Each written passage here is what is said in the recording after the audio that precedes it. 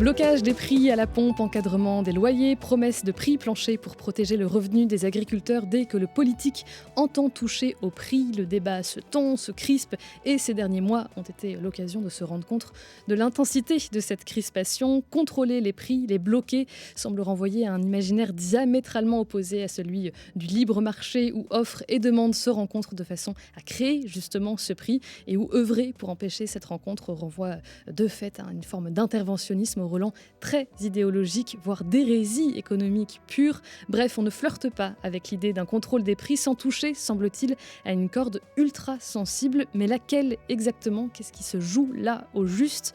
Pour le comprendre, nous avons décidé, dans Entendez-vous l'écho, de revenir sur des expériences concrètes de contrôle des prix dans l'histoire française pour comprendre ce que dit la théorie et ce que raconte la pratique, des épisodes où la décision politique supplante aussi parfois la théorie économique parce qu'il y a urgence, parce qu'il y a crise, mais aussi parfois parce que c'est ce qu'il y a tout simplement de mieux à faire, parce que cela accompagne la croissance et évite au marché et à ses lois de créer une société que personne ne désire vraiment au fond et où l'on oublie la notion d'intérêt général, de la gestion des denrées pendant la Seconde Guerre mondiale à la perspective d'un système de redistribution juste et pérenne en passant par les 30 glorieuses. Nous faisons le point en 3 épisodes sur ce que l'histoire économique a à nous apprendre.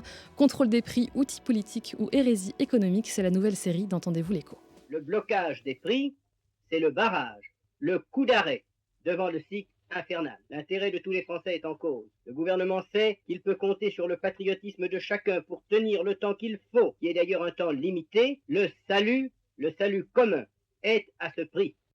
Matteo Teixeira, bonjour.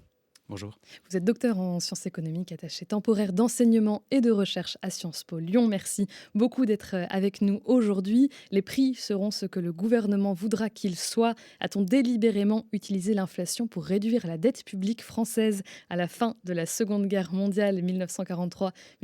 C'est le titre officiel de votre thèse. On entendait à l'instant Pierre Mendès France, qui était alors ministre des Affaires économiques. C'était en décembre 1944. Je voudrais vous poser une première question, Matteo Teixeira, puisque vous êtes le premier à ouvrir le bal, c'est le premier épisode de cette série. Qu'est-ce que vous pensez de cette crispation que je décrivais? Dès lors qu'on touche à l'idée d'un contrôle des prix, il y a une très forte crispation. On a l'impression un peu que c'est le crime de lèse-majesté, l'atteinte ultime à ce que le marché peut promettre. Comment vous expliquez cette crispation-là? D'où vient-elle, selon vous? Je pense que, en fait, dans une économie de marché, le prix, il faut vraiment voir ça comme une information. Une information qui est donnée à l'ensemble des acteurs économiques. Et c'est une information qui va inciter les acteurs économiques à gérer la situation. Pour vous donner un exemple très concret, typiquement avec le pétrole, on sait à peu près en 2025 qu'il y avait une consommation de pétrole de quelque chose comme 100 millions de barils par jour et la production était à peu près équivalente. Fermeture du détroit d'Ormuz, on perd quelque chose comme une production de 10 millions de barils de pétrole. Autrement dit, il y a une pénurie, il y a 10 millions de barils qu'il va falloir trouver ou qu'il va falloir ne pas consommer.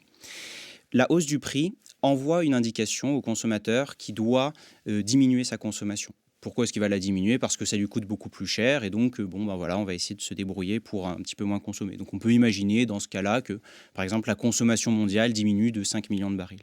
Dans le même temps, la hausse des prix envoie un signal aux producteurs qu'il y a un intérêt à augmenter sa production parce qu'il va faire plus de profit. Et donc, évidemment, il va se mettre à essayer d'ouvrir des puits de pétrole le plus rapidement possible, à augmenter la production. On le voit d'ailleurs, c'est ce qui se passe actuellement, typiquement aux États-Unis. Et donc, le prix libre, d'une certaine manière, c'est vraiment une forme d'information qui va donner être une forme de guide pour les acteurs économiques. Tout le monde s'ajuste finalement les uns par rapport aux autres. Donc, quand quelqu'un tente d'intervenir, forcément, ça fausse la donne.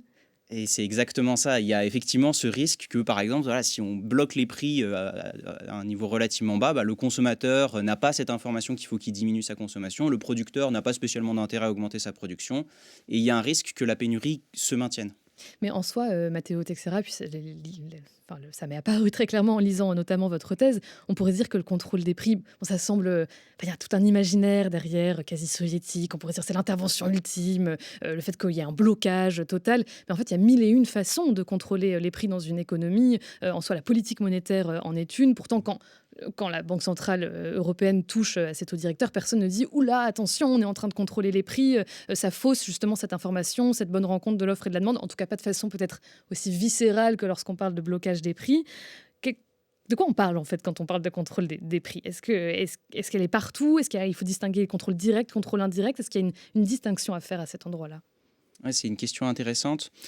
Effectivement, je pense que ce qui crispe le plus le débat, c'est effectivement quand l'État intervient directement sur le prix spécifique d'un ou deux produits directement, puisque voilà, il y a ce mécanisme de marché. Même si vous modifiez les taux directeurs, le reste des produits reste libre. Donc je pense qu'il y a quelque chose à ce niveau-là.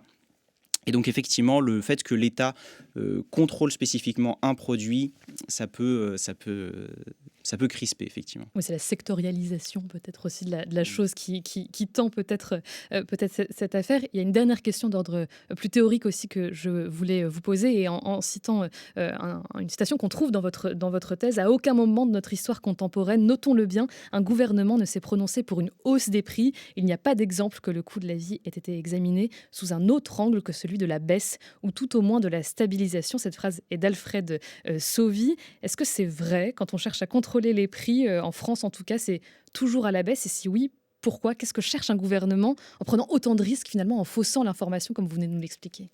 Alors, je dirais que c'est vrai dans la majorité des cas. Dans la majorité des cas, le contrôle des prix, il y a un objectif d'empêcher la hausse des prix de façon trop importante. Et donc, on va essayer de limiter cette hausse des prix.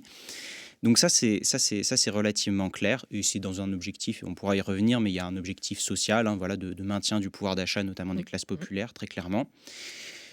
C'est pas complètement vrai dans le sens où il existe des formes de contrôle de prix où on cherche à maintenir un prix minimum. On l'a vu, c'était le cas par exemple dans les années 30, hein, où on avait des crises de surproduction de blé ou de vin, et il y avait cet objectif de maintenir quand même cette production, d'éviter une crise sociale par exemple des producteurs de vin, et donc on a fixé des prix minimums de vente de ces produits. Il faut la retrouver récemment aussi. C'était une promesse d'Emmanuel Macron de mettre en place des prix planchers pour garantir un revenu aux agriculteurs. Voilà, c'est exactement le même mécanisme. Bon, moi, on est fixé là-dessus. Alors, je le disais, nous, c'est cette crispation-là qui nous a donné envie de construire cette série et d'aller voir finalement dans l'histoire relativement récente française des épisodes qui pouvaient nous renseigner sur ce qui se passait lorsqu'étaient instaurés ces contrôles des prix. Il y a un moment clé, évidemment, qui fut celui de la Seconde Guerre mondiale. C'est la période que vous avez étudiée plus spécifiquement, Matteo Teixeira. Mais est-ce bien la toute première fois que l'on tente l'expérience à cette échelle-là, à l'échelle nationale? Est-ce que c'est là que tout commence finalement?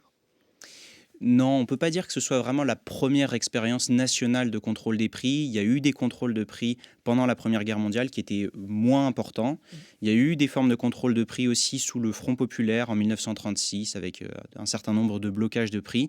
Mais c'est vrai que en 1939, en septembre 1939, il y a des arrêtés qui bloquent vraiment tous les prix de l'économie et qui vont progressivement prendre de plus en plus d'importance à partir de début 1940 et puis surtout après l'invasion allemande, après l'implémentation du régime de Vichy. Là, le contrôle des prix va s'étendre à l'ensemble de l'économie et ça va être un contrôle qui va être de l'ensemble des prix. Oui. On le comprend, il y a un contexte très spécifique, hein, qui est tout de même celui d'une entrée en guerre et aussi dans une économie de guerre. Cela dit, vous avez mentionné les années 30, 1936, etc. Est-ce que si l'idée d'un contrôle des prix est relativement acceptée à ce moment-là, ou en tout cas est mis en place, bon, c'est certes parce qu'il y a ce contrôle, enfin ce contexte de crise, mais c'est aussi parce que d'un point de vue idéologique, est-ce que l'idée a fait son chemin? Est-ce qu'on parle davantage d'interventionnisme à ce moment-là chez les économistes? Est-ce que l'idée est déjà un peu plus acceptable? Est-ce que voilà, d'un point de vue idéologique, presque, il y avait un terrain qui était prêt? Je pense qu'en 1939, quand le gouvernement prend un arrêté de contrôle des prix, c'est relativement consensuel. C'est-à-dire que ce n'est pas le Parti communiste qui va décider, qui va le porter seulement. Globalement, c'est relativement consensuel. En fait, la plupart des politiques se rendent bien compte de la situation qui est la suivante, c'est que la production nationale va être en partie dirigée vers l'effort de guerre, donc ne va pas permettre de produire des biens de consommation, et donc il va y avoir un nombre de biens de consommation qui va être limité. Et donc ils savent qu'il va y avoir une forme de pénurie, et ils ont très peur que cette forme de pénurie frappe les ménages populaires, et donc il y a un blocage des prix de façon à éviter justement que les ménages populaires soient exclus du marché des biens de consommation. Donc il y a une visée sociale qui est clairement assumée dès le départ. Est-ce qu'on peut parler d'une forme, vraiment là je parle de septembre 1939, est-ce qu'on peut parler d'une forme de consensus, de pragmatisme, de consensus dans le pragmatisme finalement? Oui, complètement. Bon. C'est la même logique que pendant la Première Guerre mondiale, je dirais. Bon, donc il y a ce premier tournant du 9 septembre 1939 où on bloque les prix à leur niveau du 1er septembre 1939. Et puis il y a un autre tournant, et évidemment c'est celui de l'instauration du régime de Vichy. Et le 30 octobre 1940, on s'en souvient peut-être grâce aux archives, résonne sur les ondes la voix de Philippe Pétain qui appelle à une collaboration sincère avec l'occupant. Et c'est dans ce contexte-là aussi que le 20 avril 1941, Pétain se rend à Pau et s'adresse aux paysans français. Paysans français, l'immense désastre matériel et moral qui a bouleversé notre malheureux pays et dont il souffre encore, a atteint profondément la paysannerie. Celle-ci collabore en ce moment à la tâche la plus difficile et la plus urgente, c'est le ravitaillement des populations. Une commission mixte sera établie dans chaque canton. Les maires ruraux et les groupements agricoles y seront représentés. Ainsi sera fourni aux intéressés, producteurs et consommateurs, le moyen de faire connaître leurs doléances. J'entends que les préfets fassent sentir leur autorité, aussi bien pour assurer la répartition équitable des produits entre les consommateurs que pour empêcher toute tracasserie ou inquisition inutile à l'égard des producteurs de bonne foi. Aux agriculteurs, je demande instamment, une fois assurée leur subsistance, de livrer exactement leurs produits à la consommation et aux consommateurs de se plier volontairement aux réglementations qu'impose la dureté du temps présent. Une archive donc d'avril 1941. Et ce qu'on entend là est intéressant, Matteo Teixeira, puisque ça fait écho à ce que vous nous disiez en tout début d'émission. Finalement, lorsqu'on décide de contrôler les prix, on empêche l'information de se former de façon naturelle. Et en fait, dans cette archive, on entend tout ce qui est mis en place pour compenser finalement cette rencontre de l'offre et de la demande. C'est cette fameuse commission mixte, le rôle des maires ruraux, des préfets. Voilà, et l'idée de condenser l'information pour procéder à une répartition équitable. En fait, l'économie du régime de Vichy est une économie extrêmement dirigée d'une certaine manière. C'est exactement ça. L'économie du régime de Vichy est extrêmement dirigée. Il y a un dirigisme, en fait, y compris au sein des comités d'organisation qui répartissent les matières premières entre les entreprises. Mais nous, ce qui nous intéresse, c'est vraiment le contrôle des prix. Et là-dessus, il faut vraiment imaginer que le régime de Vichy contrôle l'ensemble des prix, ou quasiment l'ensemble des prix de tous les produits qui peuvent exister. Et on parle vraiment ici de dizaines et de dizaines de milliers de prix. Et donc pour différents produits. Et ça va ça peut être aussi précis que une boîte de cassoulet William Saurin de 250 grammes qui n'a pas le même prix qu'une boîte de cassoulet de William Saurin de 300 grammes. Mais on est à une époque où les tableurs Excel n'existent pas encore, les ordinateurs non plus. Comment très concrètement ça s'organise ? Eh bien, ça demande des quantités de personnel assez absolument immenses. Et ça demande en fait une commission de surveillance des prix qui justement essaye de calculer tant bien que mal quel est le prix de revient pour les entreprises de façon à ce que les entreprises fassent quand même toujours un petit profit, qu'elles soient incitées à produire. Mais donc voilà, on demande à chaque fois aux entreprises d'expliquer quels sont leurs coûts salariaux, quels sont leurs coûts en termes de matières premières. Et avec ça, on détermine quel est le prix officiel, plus ou moins bien. Et à ce moment-là, l'objectif est toujours le même qu'au tout début de la guerre, c'est garantir aux ménages peut-être les plus pauvres, les moins aisés, d'avoir accès à ces ressources-là. Est-ce que c'est là l'unique objectif du contrôle des prix ? Ou je dirais que oui. Oui, je dirais que c'est un des objectifs principaux quand même. Il y a cette idée de maintenir quand même un niveau. Il faut bien imaginer la pénurie que subit la France à cette époque-là. Donc on a les destructions liées à la guerre, on a le blocage, le blocage d'un grand nombre de matières premières. On a les prélèvements allemands qui sont extrêmement importants, qui peuvent prélever jusqu'à 25% du PIB sans aucune difficulté.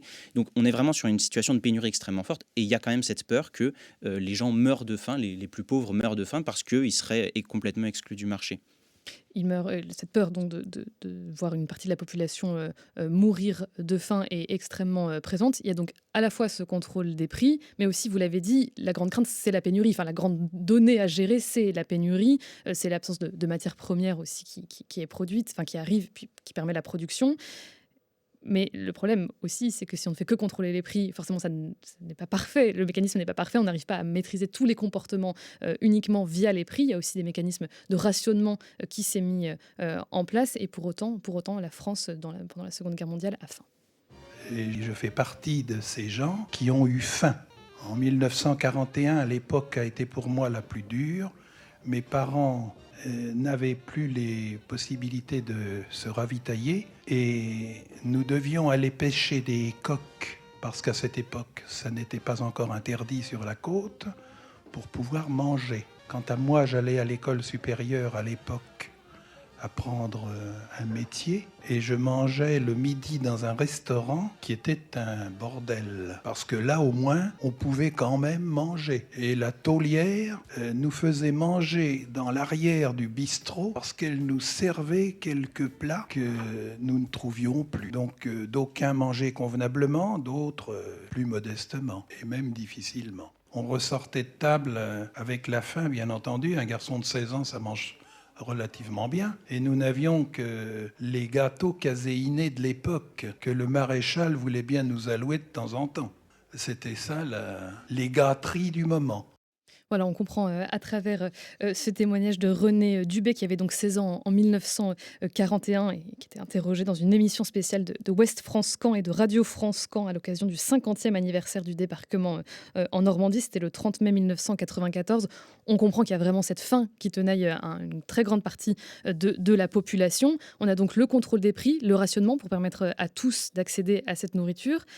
Est-ce qu'il y a d'autres mécanismes qui se sont mis en place pour tenter de contrôler les prix à cette époque-là, Matteo Teixeira? Oui, il y a d'autres mécanismes, mais j'aimerais revenir rapidement quand même sur cette histoire de rationnement. C'est vraiment ce qu'on imagine, qu'on peut retrouver donc avec les tickets de rationnement qui vraiment limitent la quantité de nourriture que chaque personne peut acheter par jour et par personne. Et votre témoignage est extrêmement intéressant, je trouve, parce que il montre bien que, et c'est ce qu'on essaie de démontrer, notamment dans un récent travail avec l'historien de l'économie Patrice Bobo, que en fait le rationnement est notoirement insuffisant. C'est-à-dire que vous pouvez acheter à prix bas de la nourriture, ça, il n'y a pas de souci, mais c'est totalement insuffisant. Pour vous donner un exemple chiffré, on a calculé qu'au cours de la guerre, les Français, un adulte moyen, a droit à environ 1000 calories par jour. Ce qui est vraiment très très faible. C'est vraiment un très très sévère régime. Et donc les gens sont obligés de trouver d'autres sources d'alimentation pour pouvoir ne pas mourir de faim littéralement. Et on le voit bien, le témoignage que vous avez donné qui nous dit que l'année 1941 est la plus dure, c'est aussi en fait l'année où des filières de marché noir n'ont pas encore été mises en place. C'est-à-dire qu'est-ce que c'est que le marché noir? C'est vraiment refuser, transgresser la loi, transgresser le contrôle des prix, transgresser le rationnement et aller acheter des biens supplémentaires, généralement beaucoup plus chers, auprès d'un paysan par exemple. Et 1941, c'est la mise en place progressive de ces filières. Et donc les gens ont encore très faim parce qu'ils n'ont pas encore réussi à beaucoup s'approvisionner sur le marché noir. Mais elle est intéressante cette question du marché noir et je voulais effectivement qu'on l'aborde. Le marché noir, c'est tout de même la preuve que ces denrées-là existent quelque part, qu'elles sont bien produites dans des fermes, qu'elles circulent aussi en France. Qu'est-ce que cela dit aussi de cette organisation par les prix du marché? Parce qu'en soi, si ces denrées-là existent, pourquoi elles ne sont pas mises sur le marché légal tout simplement, Matteo Teixeira? Eh bien, la réponse est extrêmement simple. Vous êtes un paysan, vous avez le choix entre vendre votre beurre 50 francs le kilo ou 800 francs le kilo. Eh ben, vous donnez un petit peu au ravitaillement pour pas vous retrouver en prison et vous cachez le reste et vous le vendez à des personnes qui vont réaliser du marché noir. Et donc c'est quelque chose qui va vraiment être extrêmement courant de la part à la fois des producteurs et aussi des consommateurs d'aller essayer de s'approvisionner le plus possible au marché noir. Mais donc d'une certaine manière, l'existence même du marché noir est une forme de preuve que le contrôle des prix, ça ne fonctionne pas. Parce que non seulement on échoue à nourrir tout le monde à sa faim, mais en plus, certains, parce qu'ils ont du réseau, parce qu'ils savent où aller, payent des denrées, mais à un très fort prix. Donc l'inflation n'est même pas à éviter. Donc sur les deux plans, c'est l'échec. Vous êtes dur, Non, mais on peut, en tout cas, le travail qu'on réalise avec Patrice Bobo montre qu'on a largement surestimé l'efficacité du contrôle des prix. Si on prend d'autres exemples nationaux, en fait, ce qu'on remarque, c'est que le contrôle des prix associé à du rationnement peut fonctionner à partir du moment où la pénurie n'est pas trop sévère, c'est-à-dire à partir du moment où les gens ont suffisamment de quoi manger et ne risquent pas de mourir littéralement de faim. Donc vous prenez l'Allemagne, vous prenez l'Angleterre, vous prenez les États-Unis, il y a du contrôle de prix qui est mis en place et qui est relativement respecté. Par contre, dans le cas de la France, comme je l'expliquais, le niveau de consommation est tellement faible que tout le monde est obligé d'aller sur le marché noir pour s'approvisionner. Mais là-dessus, on peut prendre deux exemples assez précis là-dessus. On a le cas typiquement des abattoirs de cochons. Donc, à cette époque-là, il était en fait très difficile de récupérer des peaux de cochons tués sur le marché noir, puisque si vous étiez un trafiquant du marché noir et que vous aviez débité votre cochon pour en faire du jambon, il y avait vous alliez donner votre peau sur le marché et on allait vous demander d'où vient cette peau et vous alliez vous retrouver en prison. Donc les gens enterraient ces peaux, ce qui était c'était évidemment du gaspillage. Or à cette époque, il y a un très très gros manque de cuir. Tout le monde se marche avec des sabots en bois, ce qui est vraiment pas très confortable. Et donc, ce que le gouvernement a décidé de faire, c'est de donner une forme d'amnistie aux personnes qui apportaient des peaux sanguinolentes, évidemment. Et donc, ce qui s'est passé, c'est qu'on a des statistiques qui sont relativement précises, qui nous disent, les abattoirs ont tué 50 000 porcs de façon officielle, et ils ont récupéré 500 000 peaux. Ce qui vous donne une idée de l'ampleur du marché noir, évidemment, qui est quelque chose de vraiment extrêmement commun. On se doute qu'à la Libération, tout change, bien sûr. On pourrait se dire, d'un point de vue économique, la situation est cependant toujours un peu celle d'une économie de guerre. On a quand même des infrastructures entièrement détruites, un PIB qui est en chute libre, un niveau d'endettement public aussi extrêmement fort. C'est le centre de votre thèse, je le précise, qui s'élève à 269% du revenu national français, mais notamment parce que ce revenu national s'est écroulé. Dans ce contexte-là, qu'advient-il de cette idée de contrôle des prix à la Libération ? Est-ce que c'est une idée que le gouvernement provisoire de De Gaulle garde malgré tout ? Oui, mais elle fait l'objet d'une controverse. En fait, pour le comprendre, il faut comprendre la réflexion de Pierre Mendès France, qui est ministre de l'économie de ce gouvernement provisoire de la République française, qui donc est à Londres, puis à Alger, et qui n'a pas une connaissance très fine du fait qu'il y a un marché noir très important au sein de donc il ne voit pas les failles potentielles de ce système-là. Exactement. Et donc pour lui, le contrôle des prix est relativement efficace parce que les statistiques de prix sont étudient les prix officiels. Donc pour lui, les prix officiels ont été maintenus bas par le gouvernement, c'est plutôt un succès du gouvernement. Et donc lui, il a une immense crainte pour la Libération, c'est qu'il y ait une inflation extrêmement importante. Pourquoi cela ? Pour la faire simple, les Allemands ont imposé des indemnités d'occupation extrêmement élevées et la seule façon pour le gouvernement de les payer, c'est de demander à la Banque de France d'émettre de la monnaie. Donc il y a une masse monétaire qui a considérablement augmenté et Mendès France a peur que la Libération, si on libère les prix, si on laisse le marché libre, tout le monde aille acheter n'importe quel bien à n'importe quel prix et donc il y ait de l'inflation de façon très importante. Et donc sa proposition, c'est notamment de maintenir les prix contrôler, de les maintenir, de les bloquer encore pour un certain temps, de garder en fait l'appareil de contrôle des prix de Vichy, qui considère comme efficace. Et vous avez parlé de controverse pour comprendre pourquoi aussi cette décision-là a crispé. Déjà à son époque, je vous propose d'entendre la voix de Pierre Mendès France, c'était le 2 décembre 1944. Aujourd'hui, je veux m'adresser plus spécialement à une catégorie de Français qui a elle aussi quelques raisons de s'alarmer et de se plaindre. Les chefs d'entreprise, les producteurs, les industriels, qui se demandent quelle est la signification de la politique des prix suivie par le gouvernement et où elle conduit. Un bon nombre d'entre eux s'inquiètent des conséquences du blocage des prix qui leur est imposé. Ils objectent que leurs frais se sont accrus, qu'ils ont à payer des salaires plus élevés. Pourquoi se demandent-ils empêcher le relèvement des prix de vente ? Veut-on notre perte ? Je réponds nettement non.